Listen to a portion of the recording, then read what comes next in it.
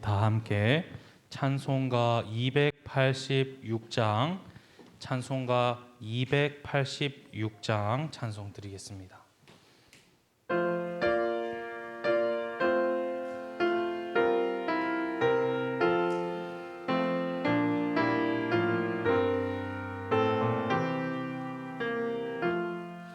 주 예수님 내 맘에 오사 날 붙들어 주시고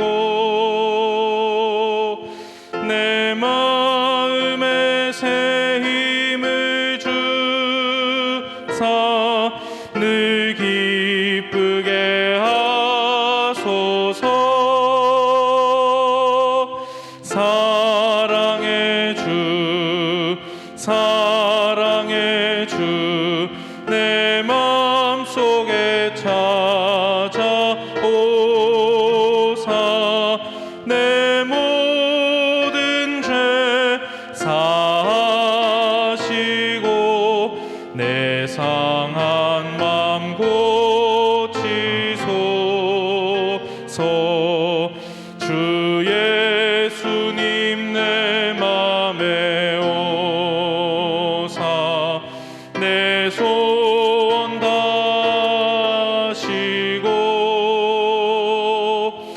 내 무거운 짐 맡아주사 참 평안을 주소서.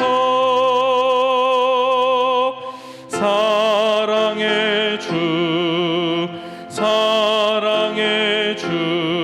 내 마음속에 찾아오사 내 모든 죄 사하시고 내 상한 맘 고치소서. 주 예수님 내 맘에 오사 날 정결케 하시고 그 은혜를 내 맘에 채워 늘 충만케 하소서. 사랑의 주 내 마음속에 찾아오사 내 모든 죄 사하시고 내 상한 맘 고치소서. 함께 자리에 일어서셔서 4절 찬송 드립니다. 주 예수님 내 맘에 오사 내 길 인도하시고 주 성령을 내 맘에 채워 늘 충만케 하소서.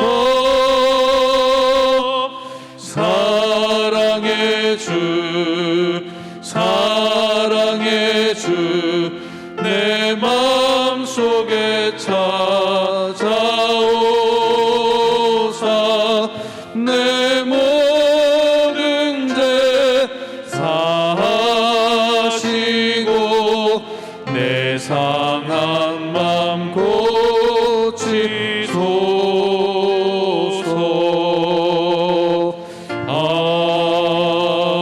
아멘. 두 손 들고 찬송가 5장 부르시면서 주일 3부 예배를 하나님께 드리겠습니다.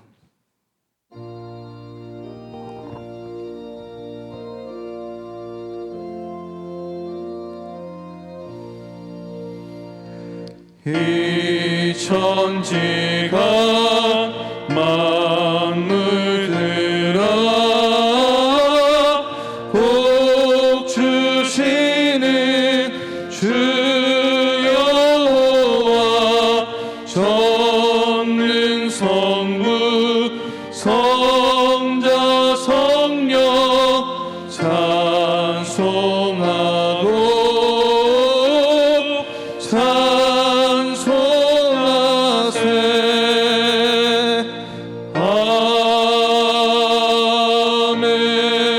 아멘. 사도신경으로 신앙 고백 드리겠습니다. 나는 전능하신 아버지 하나님 천지의 창조주를 믿습니다. 나는 그의 유일하신 아들 우리 주 예수 그리스도를 믿습니다. 그는 성령으로 잉태되어 동정녀 마리아에게서 나시고 본디오 빌라도에게 고난을 받아 십자가에 못 박혀 죽으시고 장사된 지 사흘 만에 죽은 자 가운데서 다시 살아나셨으며 하늘에 오르시어 전능하신 아버지 하나님 우편에 앉아 계시다가 거기로부터 살아있는 자와 죽은 자를 심판하러 오십니다. 나는 성령을 믿으며 거룩한 공교회와 성도의 교제와 죄를 용서받는 것과 몸의 부활과 영생을 믿습니다. 아멘. 이스라엘아 여호와를 바랄지어다. 여호와께서는 인자하심과 풍성한 속량이 있음이라. 그가 이스라엘을 그의 모든 죄악에서 속량하시리로다. 신실하신 하나님의 언약의 말씀을 붙잡고 한 주간의 삶을 돌아보면서 이 시간 겸손한 마음으로 사죄와 헌신의 기도를 드리겠습니다. 하나님 이 시간에 우리가 간구하며 하나님 앞에 나아갑니다. 하나님을 우리가 바라보지 못하고 하나님만을 의지하지 못하고 하나님만을 사랑하지 못하고 하나님만을 예배하지 못하며 살아왔던 저희들의 모든 삶의 방식과 교만함과 가증함과 음란함과 완악한 마음들을 용서하여 주시옵소서.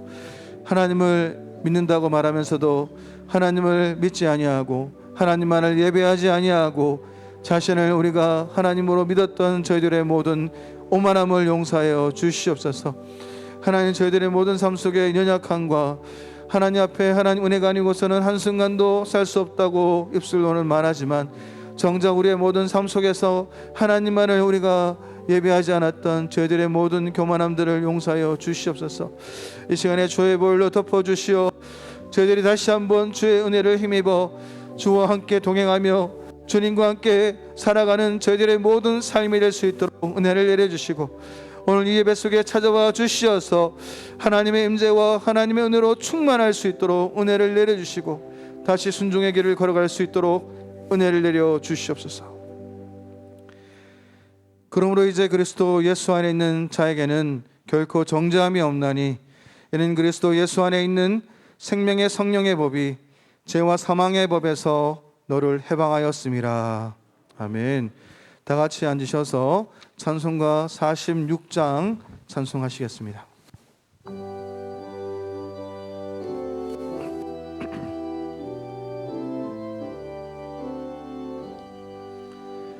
이날은 주님 정하신 참 기쁜 날일세.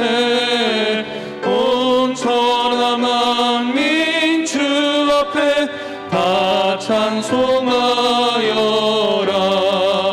주 오늘 부활하시고 사망을 이겼네. 구주를 믿는 성도들 그 복음 전하세. 만왕의 왕인 예수께 호산나 흐르세. 이날에 주가 오셔서 다 구원하시리. 큰 권능 가진 구세주 살 길을 주려고 온 세상 만민 가운데 주 함께 계시네. 이날에 모인 성도들 호산나 부르세. 저 하늘 천군 천사도 다 받아가여라.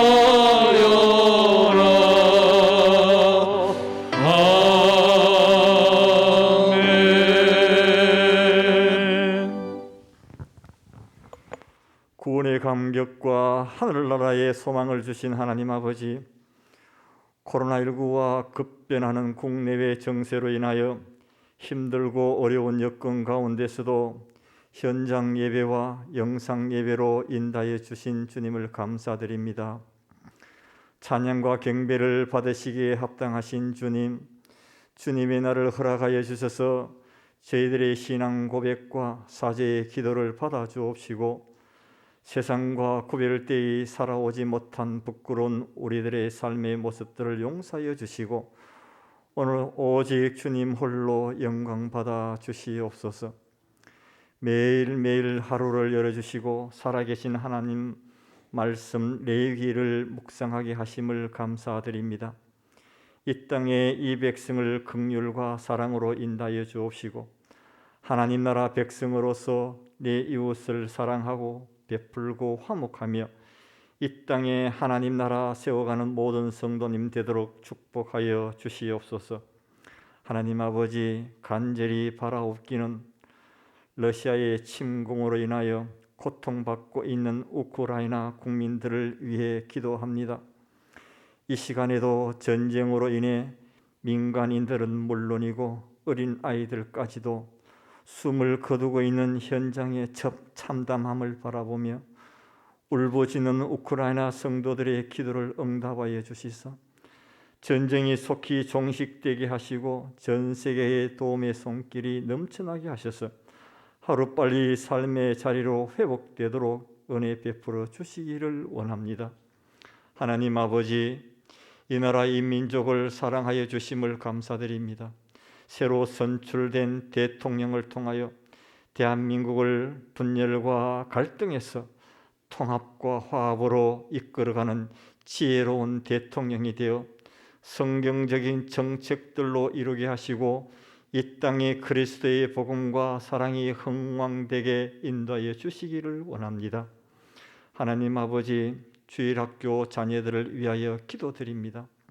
지난주까지 코로나로 인하여 주일 예배를 영상으로 드리다가 오늘부터 현장 예배로 드립니다.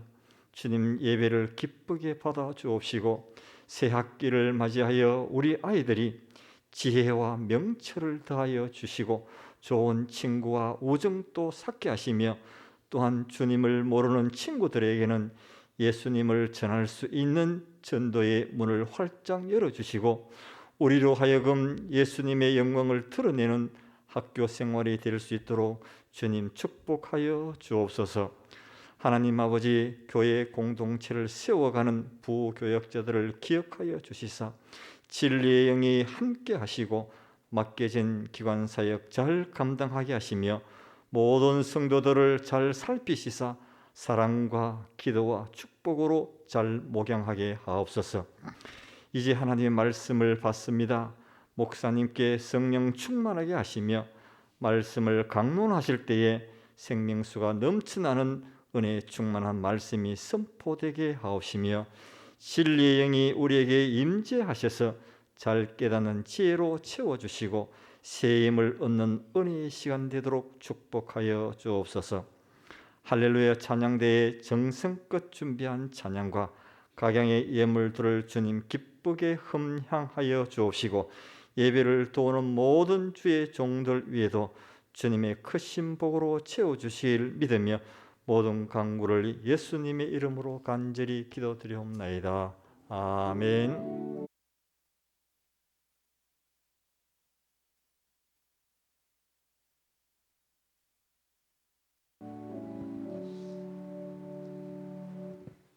찬송가 215장 부르시면서 준비하신 예물을 봉헌하겠습니다.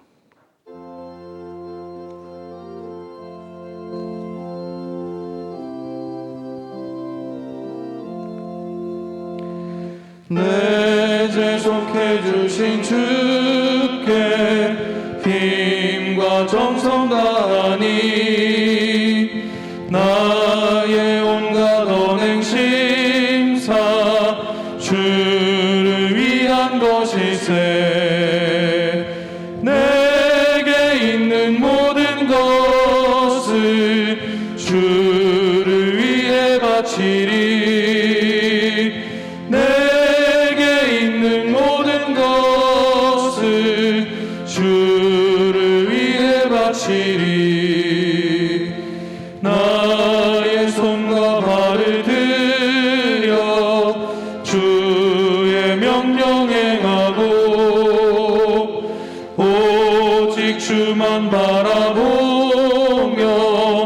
주만 찬양하겠네. 항상 주를 찬송하며 이 몸 바치오리다. 항상 주를 찬송하며 이 몸 바치오리다. 내가 주를 바라보니 나의 영혼 밝아져. 십자가를 지신 주만 항상 바라봅니다. 십자가를 바라보며 주만 따라가리라. 십자가를 바라보며 주만 따라가리라. 신기하고 놀라워라. 영광스러운 왕의 왕. 나를 친구 삼아 주사 편히 쉬게 하시네. 주의 날개 보호 아래 영원한 식 얻겠네. 주의 날개 보호 아래 영원한 식 얻겠네.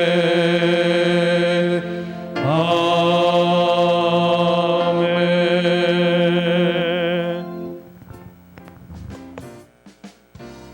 기쁨과 행복이 가득한 주일 2022년 3월 13일 주간 소식입니다. 방역 안내입니다. 코로나19 오미크론 확산으로 방역이 더욱 중요하니 방역을 잘 지켜주시기 바랍니다. 예배는 좌석 70% 내에서 모이며 소그룹은 모이지 않고 식음료는 나누지 않습니다. 예배에서 확진자가 발생되지 않도록 최선을 다합니다.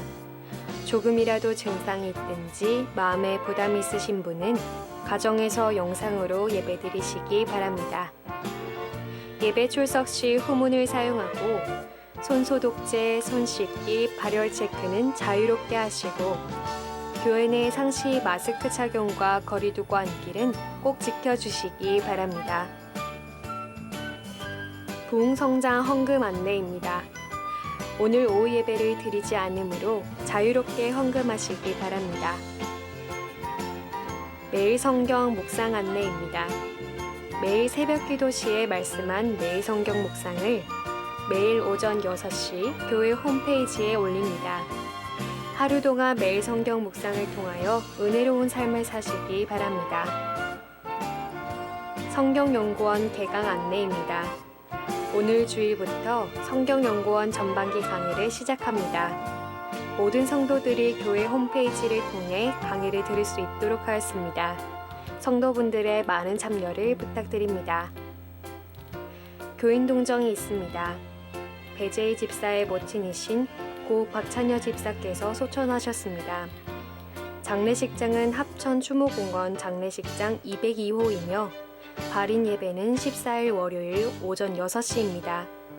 성도분들의 많은 위로 부탁드립니다. 지금까지 삼성교회 주간 소식이었습니다.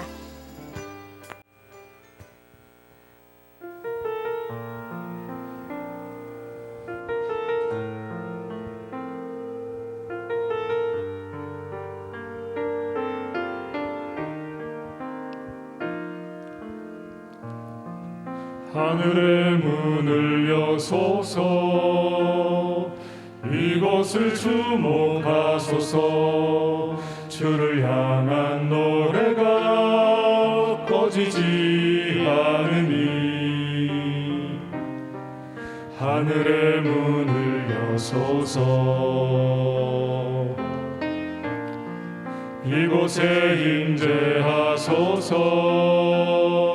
주님을 기다립니다. 기도의 향기가 하늘에 닿으니 주여 임재하여 주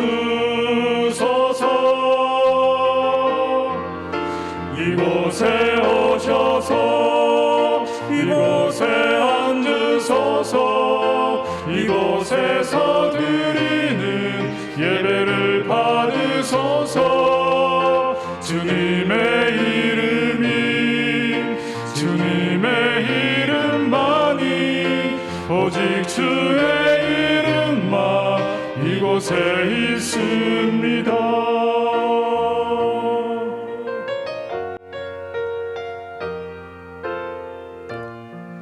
하늘의 문을 여소서 이곳을 주목하소서 주를 향한 노래가 꺼지지 않으니 하늘을 열고 보소서 이곳에 임재하소서 주님을 기다립니다.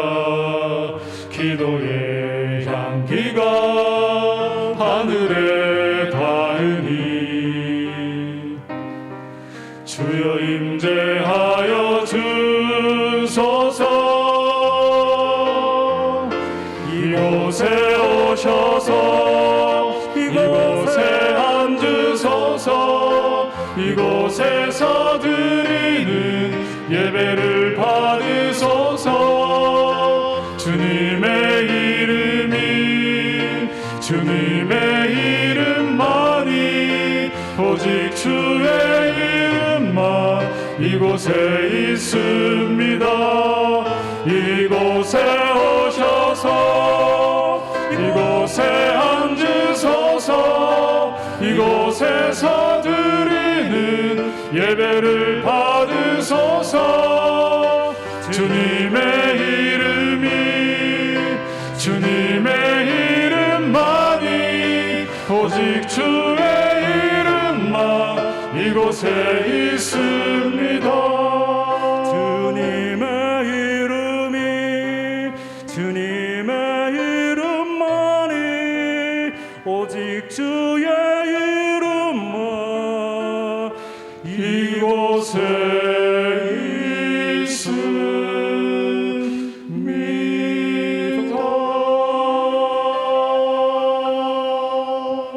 할렐루야. 함께 영광의 박수 드리겠습니다.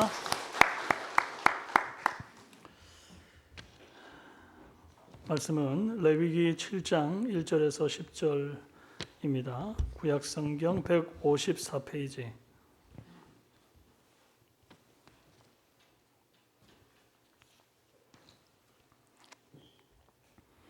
레위기 7장 1절에서 10절 구약성경 154페이지입니다. 교독하시겠습니다. 속건제의 규례는 이러하니라. 이는 지극히 거룩하니 번제물을 잡는 곳에서 속건제의 번제물을 잡을 것이요 제사장은 그 피를 제단 사방에 뿌릴 것이며 그 기름을 모두 들이되 곧 그 기름진 꼬리와 내장에 덮인 기름과 두 콩팥과 그 위에 기름 곧 허리 쪽에 있는 것과 간에 덮인 거풀을 콩팥과 함께 떼어내고 제사장은 그것을 다 제단 위에서 불살라 여호와께 화제로 드릴 것이니 이는 속건제니라. 제사장인 남자는 모두 그것을 먹되 거룩한 곳에서 먹을지니라.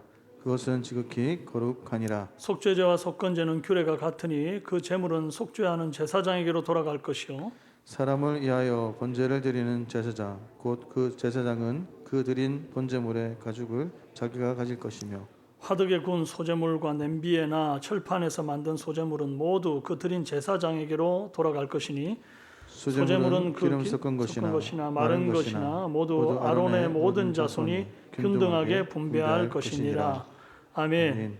기도하겠습니다. 살아계신 하나님 아버지, 정권이 바뀌고 또 전쟁은 극심하고 오미크론 바이러스가 창궐하는 이때에 하나님 예배의 존전을 사모하며 하나님을 예배하러 나온 귀한 주님의 백성들에게 주님께서 시선을 떼지 마시고 하늘에서 하감하시고 준비하시고 예비하신 놀라운 은혜와 복들을 허락하여 주시옵소서. 주 앞에 나오면서 10의 1을 구분하여 드리는 손길들을 특별히 기억하시고 약속하신 바대로 하늘에 주님께서 쌓아둘 곳이 없는 놀라운 복을 이 땅 가운데 부어주시기를 간절히 원하고, 선교의 예물 드린 손길들 기억하시고, 그들이 기도하는 대로 선교의 현장에 우리 하나님의 큰 손이 나타나사 선교사님들 고난의 현장 속에서 고군분투하실 때에 하나님의 역사가, 기적이 눈앞에 보여지게 하시고, 또 그 와중에 영혼 구원이 일어나는 복된 은혜를 허락하시고, 하나님 나라가 확장되는 데 예물 쓰이게 하옵소서. 부흥성장과 또 성미의 예물을 드린 손길들 기억하시고, 교회가 아름답게 성장해 나아가는데 밑거름 되게 하시기 원하옵고, 몸의 헌신으로 또 감사 예물 드린 손길들을 받으시기를 원하나이다. 특별히 하나님 LED 헌금을 드린 손길들이 있습니다. 교회가 아름답게 또 성도님들이 모두 예배할 때 하나님을 온전히 좀 예배하기를 원하는 마음으로 참 이렇게 아낌없이 헌금하고 있사오니 주님 받으시고, 그들의 삶에 하나님 필요한 것들로 순간순간 공급하여 주시고 채워주시기를 간절히 원합니다. 하나님 은혜 감사드립니다. 손녀들 올라가는 학년, 학교생활 잘하도록 지켜주옵소서. 지금까지 모든 순간이 하나님의 은혜였음을 감사합니다. 온 가족의 건강을 지켜주셔서 예배에 참석함 감사합니다. 어린이집 개원하게 하심 감사합니다. 새로운 직장 다닐 수 있게 하심 감사합니다. 무사히 아르바이트 잘 마치게 해주심에 감사합니다. 생일 감사합니다. 여러 가지 감사의 기도 제목들을 가지고 나온 손길들 받으시고, 넘치는 감사로 하나님 앞에 나아갈 때에 주님이 흠양하여 받으시기 원하고, 우리 삶 가운데 하나님의 큰 역사들이 곳곳에서 나타나 더 풍성한 간증으로 채워 주옵소서. 이제 하나님 말씀 듣습니다. 세미한 음성으로 우리에게 말씀하시고 이 시대에 하시고 싶은 주님의 뜻을 밝히 보여 주옵소서. 예수님의 이름으로 기도합니다. 아멘. 함께 축복하며 찬양합시다.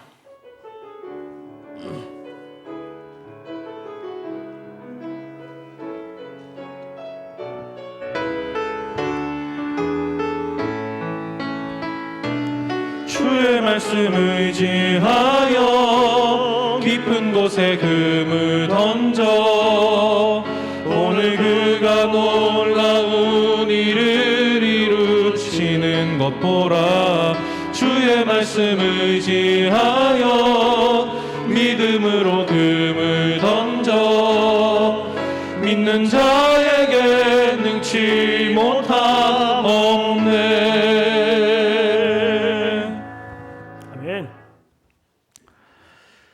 오늘 함께 나눌 말씀의 제목은 제사장이 된다는 것이라는 제목으로 은혜 나누겠습니다. 하나님은 이스라엘 12지파 가운데 레위 지파를 제사장으로 택하시고 세우셔서 그들에게 제사장의 의무와 특권과 영광을 주셨습니다.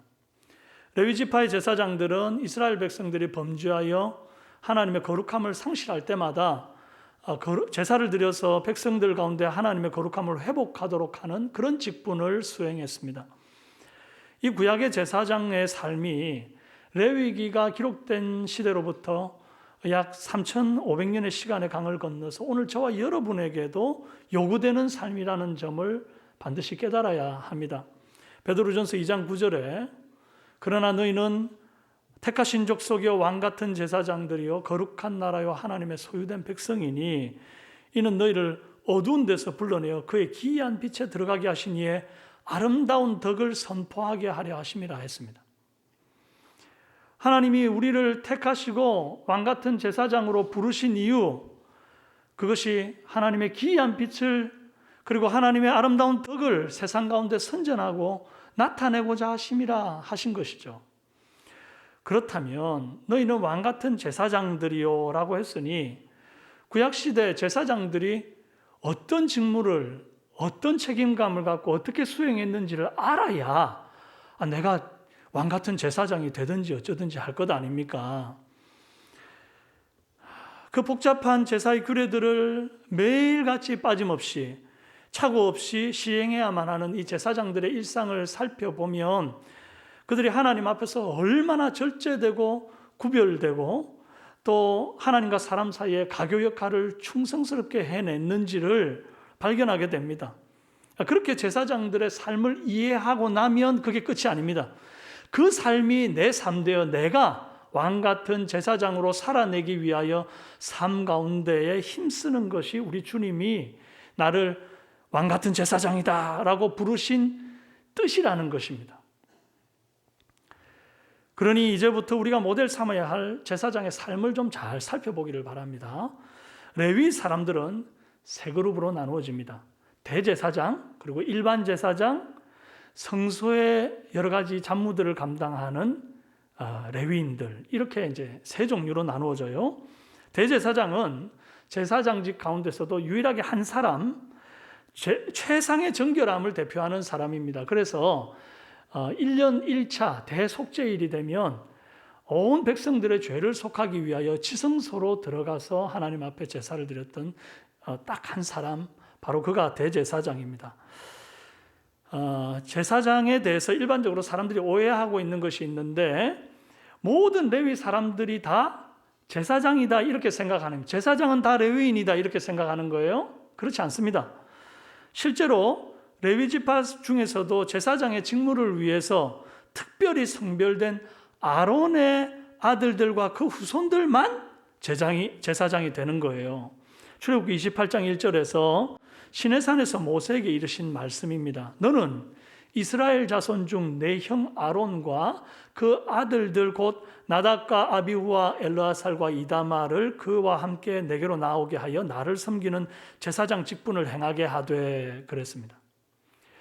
아론의 자손들은 이제 제사장이 되어서 제단의 희생 제물을 관리하고 또 예배할 수 있게 되었습니다. 근데 이제 일반 그 외의 레위인들은 성소의 여러 가지 잡무, 번제에 쓸 땔감을 준비하거나 물두멍에 물을 채우거나, 혹은 이제 예전에 이제 그 출애굽할 때 보면 구름 기둥이 떠오르면 성막을 다 걷어서 이동했지 않습니까? 그러면 그 많은 성막의 기물들과 뭐 여러 가지 소소하게 옮겨야 할 것들이 많을 텐데 그것들을 옮기는 역할 레위인들이 담당했던 것입니다. 세월이 이제 흘러서 아론의 자손들이 점점점 늘어나자 다윗 시대에 그들의 직분을 24반차, 24개 팀으로 나누어서 이제 제사를 드리게 되는 거죠.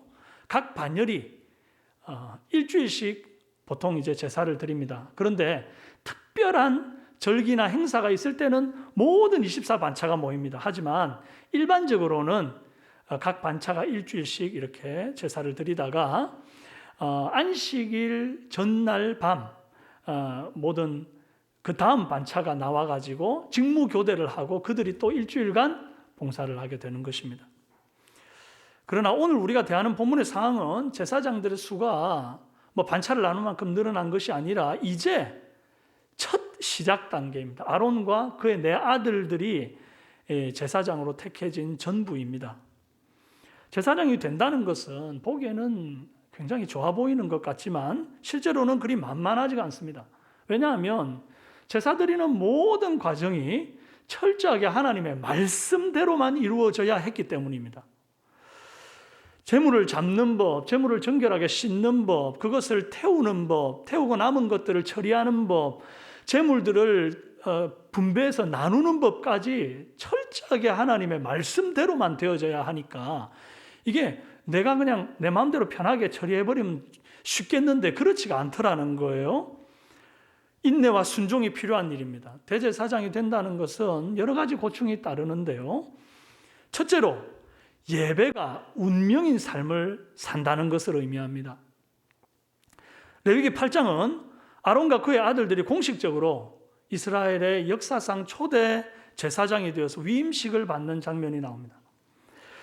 다른 제사에서는 바쳐진 제물의 피를 제단에 뿌리거나 혹은 제단 밑에다가 쏟거나 아니면 성소에 가지고 들어가서 7번 뿌리는 그런 식으로 이제 피를 썼습니다. 그런데 제사장 위임식 때는 다른 제사 때는 없는 굉장히 독특한 이 피로 바르는 의식을 해요. 그게 뭐냐 하니 8장 15절에 모세가 잡고 그 피를 가져다가 손가락으로 그 피를 제단에 내 귀퉁이 뿔에 발라 제단을 정결하게 하고 또 23절에 모세가 잡고 그 피를 가져다가 아론의 오른쪽 귓뿌리와 그의 오른쪽 엄지손가락과 그의 오른쪽 엄지발가락에 바르고, 아론의 아들들을 데려다가 모세가 그 오른쪽 귓뿌리와 그들의 오른쪽 엄지손가락과 그들의 발의 오른쪽 엄지발가락에 그 피를 바르고 그랬습니다. 이게 무슨 말인가? 여러분, 제단 귀퉁이 네 뿔에다가 그 제물의 피를 발랐지 않습니까? 이와 같이 제사장의 신체 부위 귀퉁이에 해당되는 귓뿌리, 엄지손가락, 엄지발가락에다가 피를 바름으로써 이 제단과 제사장을 일치시키고 결속시키고 동일화시키는 그런 행위를 했다는 겁니다. 제단 네 귀퉁이에 네 뿔에다가 피를 바름으로 제단을 정결케 하는 것처럼 제사장의 귀퉁이, 귓뿔, 또 엄지손가락, 엄지발가락에 피를 바름으로써 제사장을 정결케 하는 겁니다. 그렇게 정결케 된 제사장은 평생 이제 이 제단에서 하나님을 예배하며 제사하며 사는 자로 구별되었던 것이죠. 이제 제단과 운명을 함께하는 존재가 되었다, 그 말입니다. 이렇게 구별된 날로부터 제사장은 매일의 삶이 이제 제단 앞에서 예배드리는 삶이 돼요. 여러분들 아마 제사장이 그래도 뭐 어떻게 매일 예배드리겠나, 속죄제나 속건제나 화목제나 소제나 이런 것들을 가지고 오는 사람이 있으면 간헐적으로 뭐 예배를 드리겠지, 그러지 않으면 좀 쉬겠지, 이리 생각하실 거 아닙니까? 아닙니다. 매일 드리는 상번제라는 게 있었습니다. 민수기 28장 3, 4절에 1년 되고 흠없는 숫양을 매일 둘씩 상번제로 드리되 한 어린 양은 아침에 드리고 한 어린 양은 해질 때에 드릴 것이요, 그랬어요. 또 거기에다가 고운 가루 에바 10분의 1, 그 다음에 독주를 전제로 부어드리는 것까지 포함해서 매일 하루에 2번씩 아침에 했던 것과 동일하게 저녁에 예배를 드렸다는 것이죠. 여러분, 하루에 2번이 기본 예배입니다. 이건 속죄제나 속건제 제물처럼 드리는 사람이 안수하고 도축해가지고 제사장은 뭐 내장만 이렇게 번제단에 올리고 이런 게 아닙니다.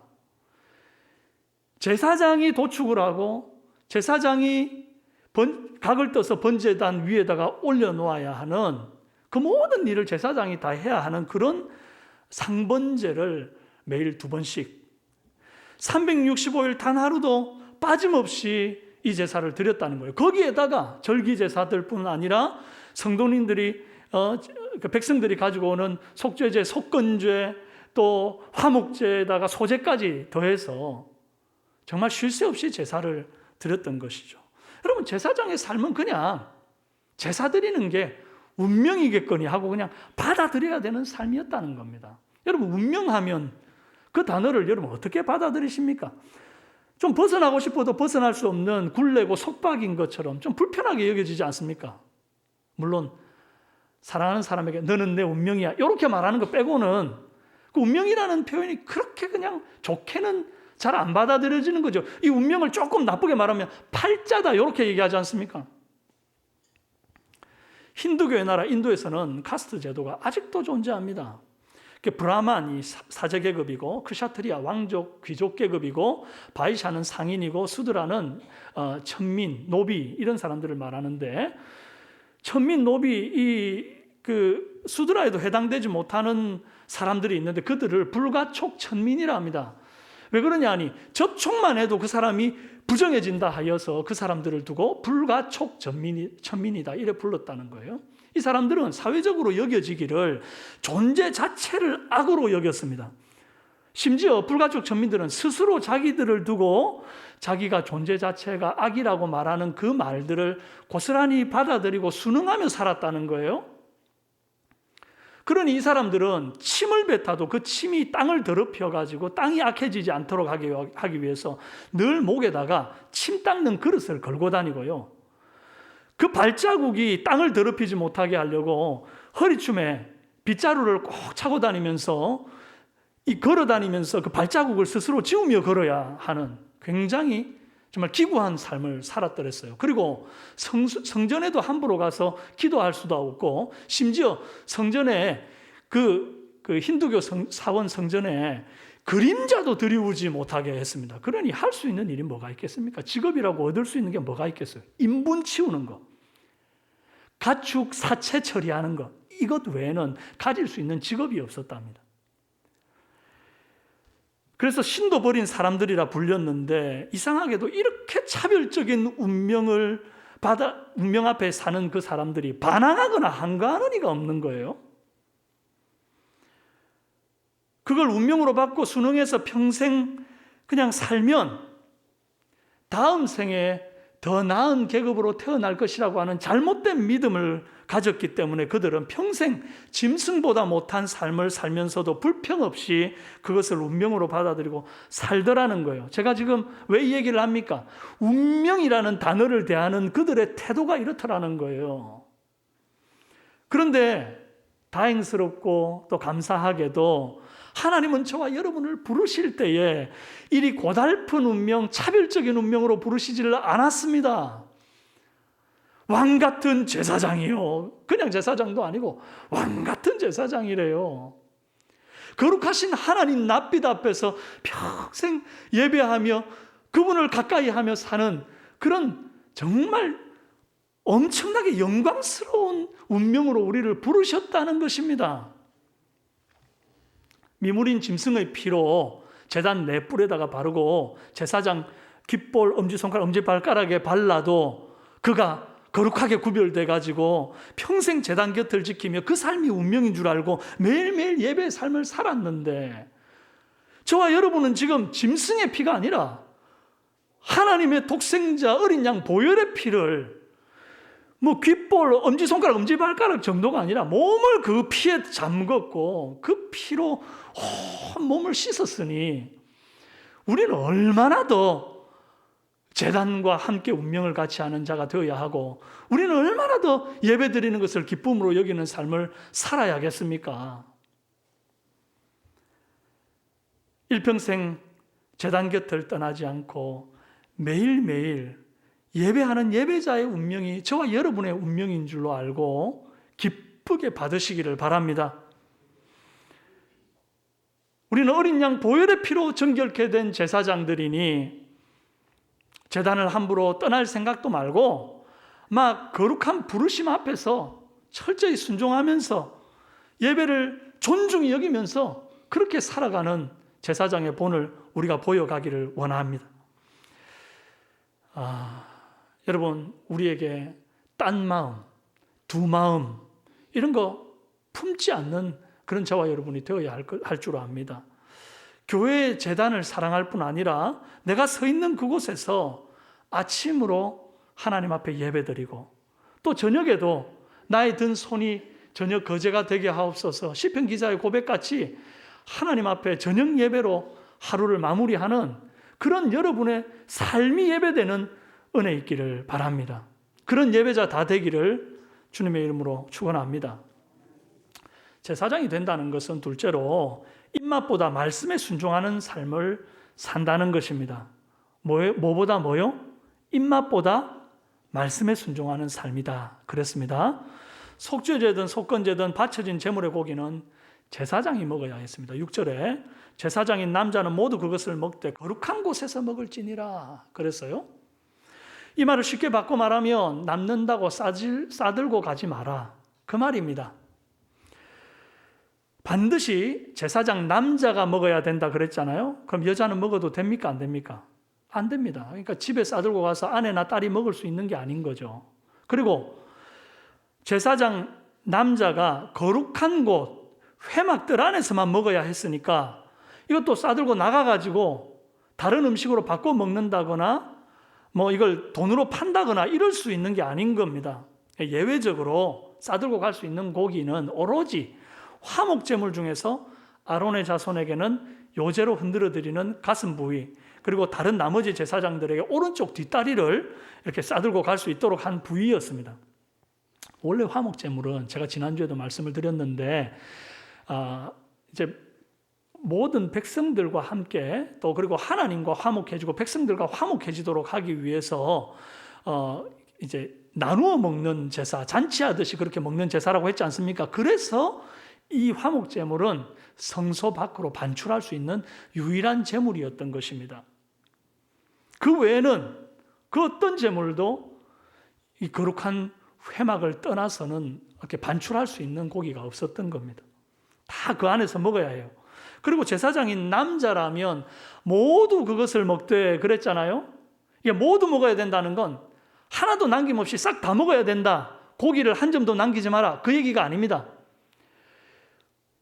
예를 들어 지금 이제 제사를 섬기고 있는 사람이 5사람이면 5사람들이 다 참여해서 먹어야 된다. 그 말인 거예요. 나는 채식주의자니까 고기 안 먹을래 라고 할 수 있습니까? 없습니까? 안 됩니다. 죽으나 사나 회막 안에서 수정들던 아론의 제사장들은 다 먹어야 됩니다. 그러면 고기 먹는 게 얼마나 고문처럼 또 여겨지겠습니까? 그런데 그렇지는 또 않습니다. 먹다 남기게 되는 것들은 불에 태웠습니다. 다행이죠. 근데 한편으로는 다행인데 또 한편으로는 아깝죠. 레위기 8장 32, 33절에 고기와 떡에 나머지는 불살을 찌며 그랬는데 아깝지만 지극히 거룩해진 제물을 이 부정한 자가 먹고 거룩에 충돌해서 백성 가운데 끊어지게 되는 불상사가 생기지 않도록 하기 위한 하나님의 보호 조치였습니다. 하나님께 바쳐진 제물은 지극히 거룩했거든요. 근데 홀리한 정도가 아니라 모스트 홀리했거든요. 너무너무 거룩한 거라서 죄인이 부정한 자가 그거 먹으면 여호와께 끊어지는 그런 위험을 막기 위함이었다 하는 것이죠. 그런데 더 큰 문제는 속죄제나 속건제를 드리는 사람이 한두 사람이 아니라는 거겠죠. 그리고 그 제사가 하루 이틀이 아니라는 겁니다. 제가 삼겹살을 좋아하기는 합니다만은 이틀만 달아서 먹어도 부담스럽습니다. 여러분은 어떤지 모르겠는데 고기 좋아하시는 분들에게 우삼겹이나 소갈비를 일주일 동안 달아서 먹으라 그러면 어떻겠습니까? 물론 없어서 못 먹는다는 사람이 있을 겁니다. 그런데 그런 사람에게도 한 달간 혹은 1년간 달아서 계속 고기 먹어보라 하십시오. 그러면 고기 곧자만 나와도 헛구역질부터 나올 겁니다. 상상해 보세요. 피와 기름과 내장과 꼬리를 제외한 나머지 살코기를 다 먹는데 그 당시 무슨 불고기 양념이 있었겠습니까? 머스타드 소스가 있었겠습니까? 육이나 토기에 삶아가지고 수육 형태로 해서 그냥 특별한 양념 없이 먹는 거예요. 또 입맛 없으면 좀 안 먹었으면 좋겠는데 그것도 불가능하다고 그랬잖아요. 하루 이틀도 아니고 20세 이상이 되어서 제사장 직무를 수행하기를 시작한 그때로부터 주거 제사장의 옷을 벗는 날까지 매일 속죄제와 속건제 고기를 회막들 거룩한 곳에서 먹어야 했습니다. 이게 얼마나 쉽지 않은 일인지 엘리의 그 두 아들 제사장들이 홈니와 비느하스라는 사람들이 있는데 이 홈니와 비느하스가 했던 행동을 보면 그 일이 쉽지 않았다는 것을 알 수 있어요. 사무엘상 2장에 홈니와 비느하스가 이제 사환에게 시켜가지고 제사 드릴 때에 그 고기를 삶기 전에 미리 그걸 냄비나 가마솥에다가 삼지창 같은 새살 갈고리를 가지고 와서 찍어서 걸려 나오는 것을 자기 거로 가져가면서 하는 말이 있어요. 뭐라 그러냐니까 제사장에게 구워 드릴 고기를 내라. 그가 내게 삶은 고기를 원하지 아니하고 날 것을 원하신다 그러는 거예요. 삶은 고기 먹는 거, 이 수육으로 먹는 거 신물난다 이거예요. 그래서 여호와의 규례고 뭐고 간에 나는 내 입맛대로 날 것 가지고 와서 숯불고기 바베큐 좀 해먹겠다. 그렇게 말한 거죠. 여호와께서 여호와의 제사를 이렇게 우습게 알고 자기 마음대로 자기 입맛대로 제사하고 또 그 제물을 관리하려고 다루려고 했던 이 사람들을 보고 뭐라고 그러신지 아세요? 사무엘상 2장 17절에 이 소년들의 죄가 여호와 앞에 심히 크면 그들이 여호와의 제사를 멸시함이었더라. 그래서 이 결과 블레셋과의 전투에 이 제사장들이 참전해가지고 한날에 다 죽어버립니다. 하나님이 그렇게 심판하셔요. 사람마다 입맛 다 다르죠. 특히 고기 먹을 때 물에 빠진 고기, 수육 싫어하는 사람들이 있습니다. 수육이 입에 안 맞는 사람들 입장에서는 제사장의 삶이 얼마나 고달프겠습니까? 그런데도 제사장들 중에 누구 하나 하나님 저 오늘만큼은 수육 대신에 숯불고기 바베큐 먹겠어요. 하나님, 오늘은 좀 야채 샐러드 먹으면 안 되겠습니까? 드레싱 좀 예쁘게 해가지고. 이럴 수가 없는 겁니다. 물론 그들도 집으로 돌아가서는 다양한 음식 먹었을 겁니다. 하지만 적어도 한낮에 회막에 수종 들고 있는 동안은 반드시 먹어야만 했던 것이죠. 제사장들이 매일 삶은 고기를 먹는 게 이 식성이 좋았습니까? 아니죠. 여호와의 명령이었기 때문입니다. 레위기 7장 38절에 여호와께서 시내산에서 이같이 모세에게 명령하셨더라. 제사장인 남자는 모두 그것을 먹되 거룩한 곳에서 먹을지니라. 명령하셨기 때문에 무조건 순종하는 겁니다. 먹는 것 하나도 내 마음대로 못하고 하나님 말씀대로 해야 하는 것이 제사장이었어요. 하나님 말씀이 떨어지면 순종하는 것은요, 제사장뿐만 아닙니다. 그리고 입맛만 순종해야 되는 것도 아니고요. 어느 날 아모스의 아들 이사야에게 하나님 말씀이 임합니다. 하나님이 애국과 구스가 멸망할 때 그들이 얼마나 수치스럽게 포로로 잡혀가는지를 이사야를 통해 시청각적으로 보여주고자 했어요. 그래서 이사야한테 이렇게 주문합니다. 네 허리띠를 허리에서 배를 끌고 네 발에서 신을 벗을지니라, 이렇게 말합니다. 허리에서 배를 끌려면 바지춤이 흘러내려갈 것이고 또 이렇게 감싸고 있던 옷깃이 풀어헤쳐질 것 아닙니까? 그러니까 벌거벗은 채로 또 맨발로 미친 사람처럼 거리를 활보하고 다니는 거예요. 이거 딱 봐도 그냥 요즘 시대에 말하면 바바리맨이잖아요. 이거 맨정신으로 어떻게 이런 일을 합니까? 그런데 놀라운 것은요, 이사야가 맨정신이었다는 거예요. 맨정신으로 하나님의 말씀이 떨어지니까 그 말씀에 순종하기 위해서 자신의 패션 취향 이런 거 다 버려두고 부끄러움을 무릅쓰고 순종하더라는 겁니다. 어느 날 에스겔에게 하나님 말씀이 임합니다. 왼편으로 누워 390일, 오른편으로 누워 40일을 지내라, 그렇게 말합니다. 그럼 잠이라는 게 내가 왼편으로 누워서 자고 싶다고 딱 그렇게만 자집니까? 무의식적으로 뒤척이게 되는데요.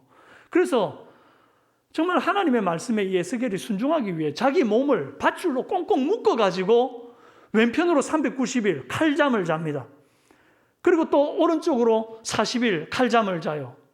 그게 자그마치 14개월입니다. 14개월. 또 하나님이 거기서 더 또 지나친 요구도 하셔요. 뭐라 그러냐니까 머리털과 수염을 깎아 저울에 나눠두고 있다가 때가 되면 칼로 쳐서 3분의 1씩 공중에 흩어버려서 심판을 예고하라. 수염하고 머리털을 3분의 잘라놓고는 3분의 1씩 이걸 날리면서 너네들 이렇게 머리카락 날리는 것처럼 이 털 날리는 것처럼 다 하나님이 심판해버릴 거야. 이걸 이제 눈으로 보여주는데요. 이거 하려고 이스라엘 백성들은 원래 성인이 되면 수염부터 기르거든요.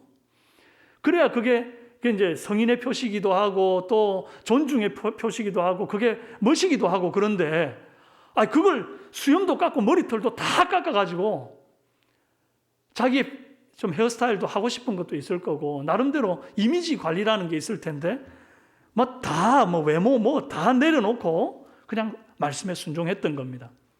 내려놓음의 저자 이용규 선교사가 에스겔에게 배워야 될 판입니다. 옷 내려놓음, 수염 더 내려놓음, 머리털 다 내려놓음, 그렇게 다 내려놨다는 거예요. 여러분 마음속에 혹시 그래서 어쩌라고? 구약시대 제사장들이 식성 포기한 것이 나하고 도대체 무슨 상관인데? 라고 생각하시는 분이 있다면 오해입니다. 구약시대 제사장들이 자기 입맛까지 포기하고 오로지 말씀에 순종하여 하나님을 섬긴 것처럼 저와 여러분도 내 입맛대로 신앙생활하면 안 되고 오로지 하나님의 말씀대로 신앙생활을 해야 됩니다. 예배, 양육, 봉사, 전도와 선교 좋은 것이죠. 그죠? 좋은 것이니까 내가 하고 싶은 대로 하면 되는 겁니까? 아니라는 거예요. 내 방식대로 예배하고 내 기준대로 봉사하고 내 입맛에 맞는 사람 골라서 전도하고 선교하는 거, 이거는 마치 아까 홈리와 비나스가 성소 안에서, 성막 안에서 하나님의 제물들을 자기 입맛대로 그렇게 활용하는 거, 그거하고 뭐가 다르냐는 거예요. 하나님 말씀보다 자기 입맛 앞세우며 사는 인생, 하나님이 안 쓰십니다. 입맛 하나도 주를 위해 포기 못하는 사람이 주를 위해 포기할 수 있는 게 도대체 뭡니까?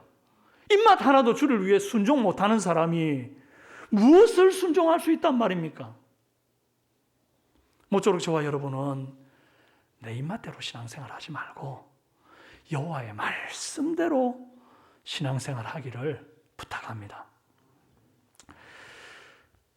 제사장이 된다는 것은 셋째로 나눔의 삶을 산다는 것입니다.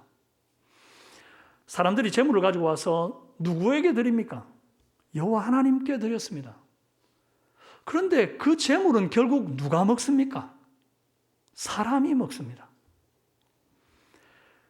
여러분, 하나님이 왜 모든 재물들 당신에게 바쳐졌으니까 당신 것 아닙니까? 여호와 것이다, 여호와의 것이다 그리 말했으니까 하나님이 전부 다 가지면서 야, 다 나한테 태워드려라 이렇게 해도 되지 않습니까? 그런데 막상 말씀을 보면요, 재물 중에 태워드린 그 소멸시킨 부위가 어디냐니까 3절 5절에 기름진 꼬리와 내장에 덮인 기름과 두 콩팥과 허리 쪽에 있는 것과 간에 덮인 꺼풀을 콩팥과 함께 떼어낸 부위다 이렇게 말합니다. 물론 당시에는 이 고기의 부위 중에서 기름이 가장 귀한 것으로 여겨졌기 때문에 여호와께 기름을 드렸다, 이게 좋은 것을 드렸다는 의미인 것은 맞습니다. 그런데 이걸 다른 각도에서 좀 생각해 보면 기름이라는 것이 사람의 건강의 입장에서 살펴보면요, 이게 성인병을 유발하고 참 별로 그렇게 좋지 않은 것들이잖아요. 그래서 그 특별히 육류기름, 이 고지혈증 유발하고 하니까 조심해야 됩니다. 제가 이제 그 대구에 오니까 내려가기 전부터 벌써 이제 제가 살던 지역에 사람들이 와, 대구는 막창이 유명하다더라, 유명한 곳 있으면 좀 잘 좀 알아놔라 뭐 이런 얘기도 하고, 그래서 이제 대구에 와서 제가 1월 달에 막창집 뭐 유명한지 어떤지는 모르겠고 하여튼 한 군데를 한번 가봤습니다. 너무 맛있는 거예요. 세상에 어떻게 이렇게 맛있는 맛이 다 있나 싶었어요. 그래서 아내한테 그랬습니다. 여보, 이제 우리가 적어도 한 달에 한 번씩은 꼭 막창 한번 가족들하고 같이 먹자, 회식 한 번씩 하자 우리도. 그랬더니 하는 얘기가 여보, 당신 나이 좀 생각해. 고기 부위 중에서 제일 기름기가 많은 곳이 막창 부위래. 아니, 그리 얘기하네요. 그래가지고 제가 그때 한 번 먹고 아직도 못 먹고 있어요. 여러분, 이게 기름이라는 것이 참 하나님께 뭐 소중한 것을 드렸다는 의미는 있을 수 있겠지만 사람의 입장에서 보면 좋은 게 하나도 없고, 또 특별히 그 내장 부위라는 것이 기생충도 많고 특별히 부패가 잘 되지 않습니까? 그래서 팔레스타인 지역은 더운 곳이고 이스라엘 땅이 원래 그렇잖아요. 그러니까 이 내장을 혹시 사람이 잘못 조리해서 먹었다가는 그 당시에 위생 상태라든지 이런 게 좋지 않고 냉장 상태도 좋지 않고 이러니까 이 건강을 해칠 위험이 높았던 겁니다. 하나님이 제단에 그냥 이게 내장이나 기름이나 이런 것만 태우라 하시고 나머지 사람들이 안심하고 맛있게 먹을 수 있는 것들, 등심, 꽃등심, 안심, 삼겹살, 안창살, 앙금이살, 갈매기살 이런 부위들은요 태워 없애지 않고 따로 떼서 삶게 한 후에 사람들한테 다 나눠줬어요.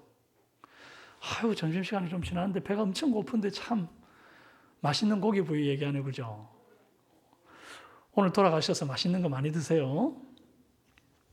여러분, 6절에 속죄제와 속건제의 제물로 드려진 고기는 모든 남자 제사장들이 먹는다 했어요.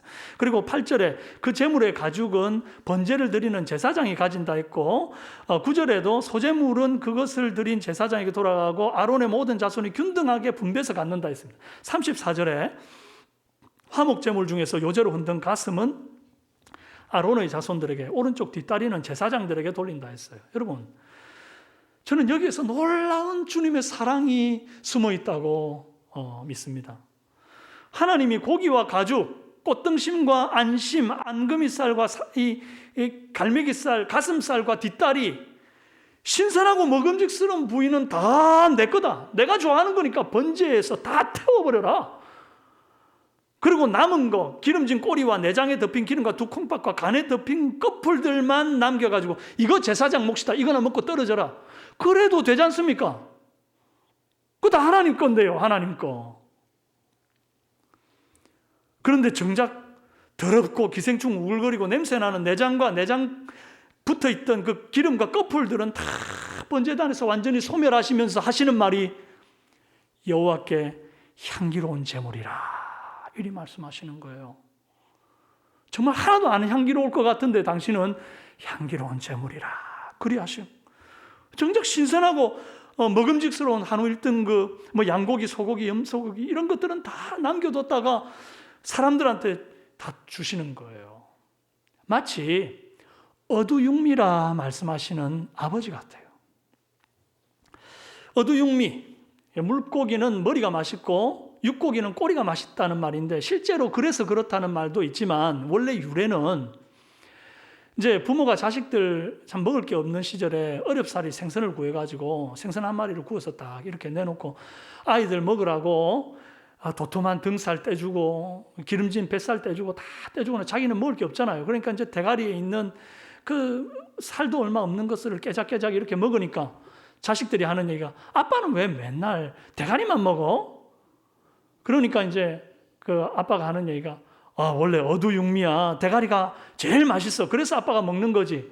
그러면서 정말 먹을 것도 없고 배도 안 부른 그 대가리만 톡톡 건드리는 겁니다. 사실은 아버지도 두툼한 등살, 기름진 뱃살 맛있는 줄 알죠. 고기 가운데서도 마블링이 가득한 뭐 티본 스테이크나 그것도 아니면 그 소 한 마리에 한 손바닥밖에 안 나온다라고 하는 안심 스테이크 먹을 줄 알죠. 그게 맛있는 줄도 알죠. 그러나 자식들 먹이느라고 당신은 대가리만, 꼬리만 먹으면서 나는 그것으로 만족한다. 나는 그것을 향기롭다 여긴다 하시는 겁니다. 사랑이죠, 사랑. 당신은 기름과 내장만 갖고 나머지 제사 제물들을 다 사람들에게, 제사장에게 전부 나누어 주시는 우리 하나님의 사랑, 바로 그 사랑입니다. 물론 제사 제물은 하나님 다 받으셨죠? 예배 드리는 자들의 마음과 중심은 온전히 받으신 이후에 그 제물과 모든 남은 것들, 먹음직스러운 부위들은 제사장들에게 다 돌리셨는데 왜 이렇게 하십니까? 하나님은 제물 자체를 원하는 신이 아니십니다. 제사 드리는 자의 중심을 원하시기 때문에 그러신 거예요. 하나님 당신이 전부 받아 마땅한 제사의 제물을 좋은 것을 따로 챙겨서 제사장에게 나누어 주셔서 그들을 배불리시는 하나님. 여러분, 제사장이 된다는 것은 하나님의 이런 사랑을 가장 최전방 가까이에서 누리고 맛보는 삶이 된다는 것을 의미하는 거예요. 그래서 제사장은 먹는 거 걱정 안 해도 됩니다. 하나님이 어떤 분입니까? 공중에 나는 새를 먹이시는 분 아닙니까? 들의 백합화를 입히시는 분 아닙니까? 그런 하나님이 하나님 한 분만을 바라보며 매일매일 제단 앞에서 예배의 삶을 사는 자들을 굶기시겠습니까? 벌거벗기시겠습니까? 여러분, 우크라이나 전쟁으로 유가가 폭등하고 가뜩이나 어려운 경제가 더 쪼그라들 판입니다. 현실이 아무리 힘들어도 하나님이 우리를 먹이신다는 사실을 의심하지 마십시오. 우리가 믿는 하나님, 우리가 섬기는 하나님은 제사장 되어 살아가겠다는 당신의 백성들을 굶길 정도로 무능한 하나님이 아닌 줄로 믿습니다. 아멘. 당신의 제물로 자기 백성들에게 아낌없이 나누어 주신 그 하나님을 믿고 신뢰하는 저와 여러분 되시기 바랍니다. 동시에 하나님이 먼저 하나님의 것을 가지고 제사장에게 나누어 주셨으니 이제 제사장도 하나님을 본받아 나누는 삶을 살아야 된다는 것입니다. 9절에 구운 소재물과 냄비에나 철판에서 만든 소재물은 모두 그 드린 제사장에게로 돌아갈 것이니 소재물은 기름 섞은 것이나 마른 것이나 모두 아론의 모든 자손이 균등하게 분배할지니라 그랬습니다.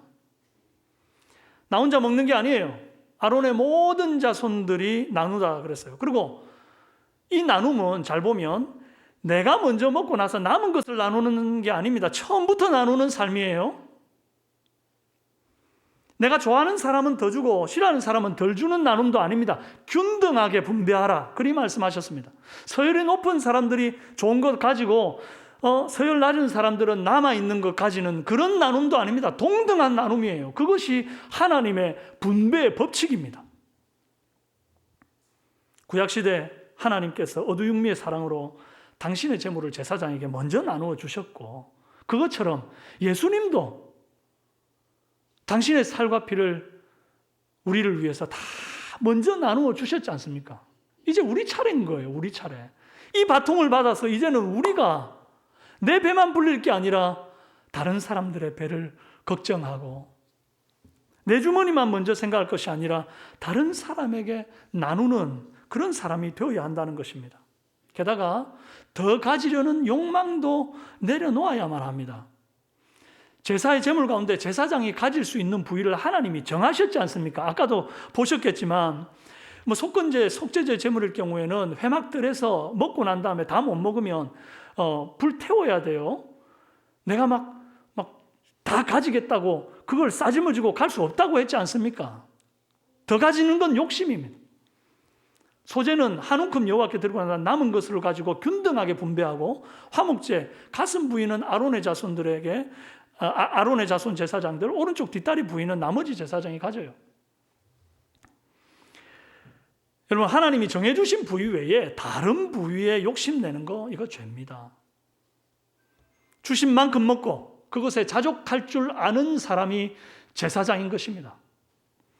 오늘 저와 여러분이 주님의 제사장 되어 산다는 것은 하나님이 주신 것에 자족할 줄 아는 자가 되고, 자족할 줄 아는 데서 더 넘어서서 나눌 줄 아는 사람이 된다는 것을 의미합니다. 사랑하는 여러분, 저와 여러분은 왕 같은 제사장으로 부름받았습니다.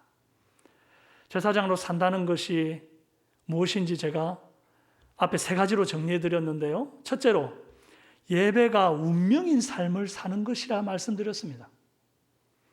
내가 서 있는 그곳이 예배의 현장이 되도록, 여러분, 자고 일어나 눈 딱 뜨면 제일 먼저 하나님 앞에 기도하며 예배의 삶으로 나아가시기 바랍니다.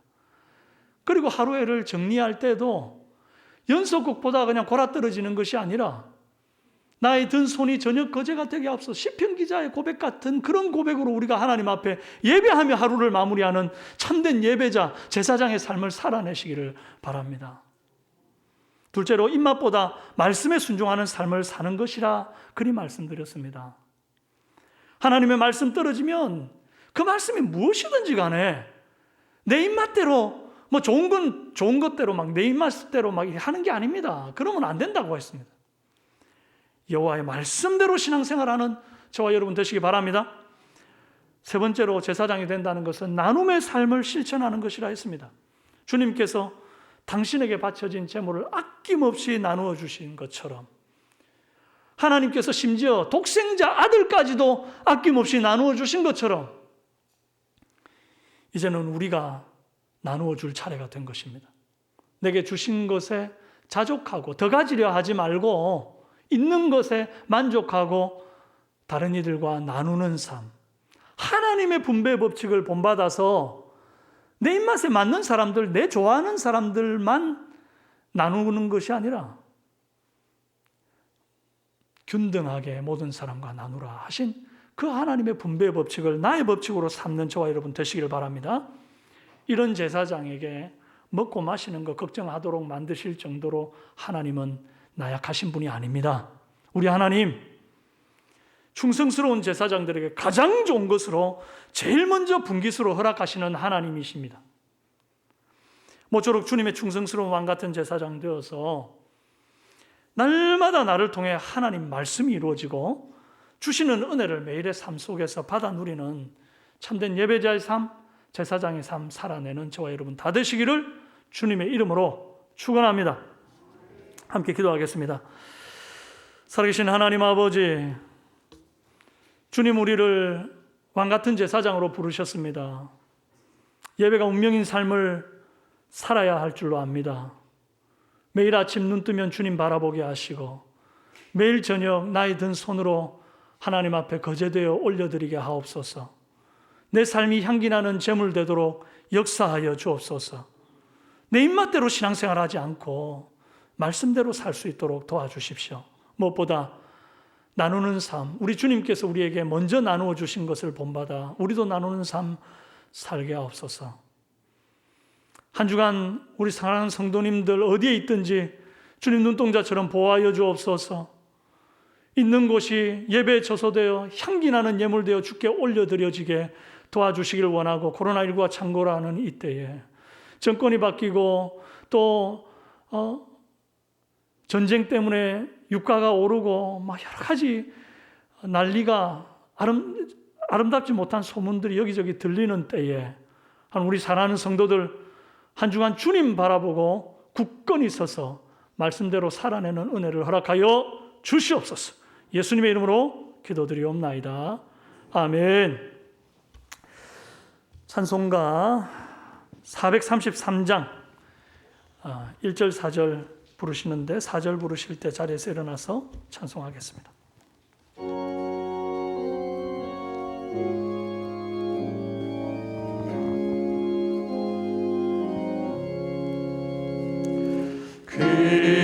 귀하신 주여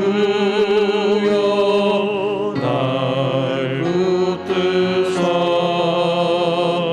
주께로 날마다 더 가까이 저 하늘 나라 나 올라가 주의 품 안에 늘 안기어 영생의 복 받기 원합니다. 이 세상 내가 살 동안에 주께로 날마다 더 가까이 전에는 천국 나 들어가 한없는 복락을 얻도록 풍성하는 해를 주옵소서.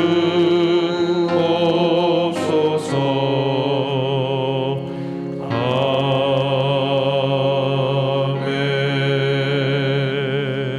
이제는 우리 주 예수 그리스도의 은혜와 하나님 아버지의 극진하신 사랑과 성령님의 감화 감동 교통 위로 충만 역사하심이 주님의 부르심에 감격하고 감사하며 제사장의 운명을 기쁘게 받아들이며 살아가기로 다짐하는 사랑하는 모든 삼성교회 성도님들과 그들의 자녀손들 머리 위에와 영상으로 예배하는 모든 하나님의 권속들 머리 위에 이제로부터 영원토록 함께 있을지어다. 아멘.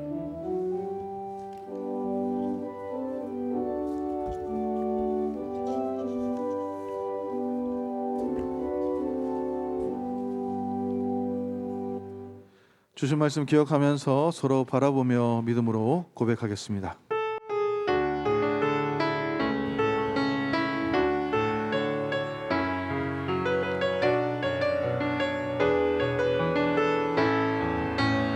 나는 믿네 주의 능력으로 내 삶 새롭게 되리. 주의 능력으로 내 삶 새롭게 되리. 나는 믿네 주의 능력으로 담대히 나가리라. 주의 능력으로 담대히 나가리라. 주와 함께 싸워 승리하리라. 날마다 믿음으로 나 살아가리. 주님의 이름으로 사랑하고 축복합니다.